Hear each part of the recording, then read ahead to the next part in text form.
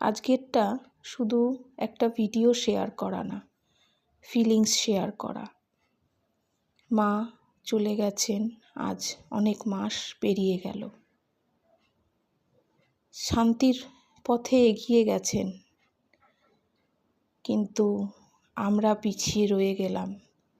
তার স্মৃতিটুকুনি, তার ভালোবাসাটুকুনি, তার আমাদের প্রতি আন্তরিকতাটা নিয়েই থেকে গেলাম। মানুষের নাম, সম্মান, ভালোবাসা, ব্যবহার সবই থেকে যায় জীবনে। শরীরটা তো আর থাকে না। শরীরটাকে যেতে হয় সেই পরলোকের পথে। মা, আপনি যেখানেই গেছেন শান্তিতে থাকবেন, ভালো থাকবেন।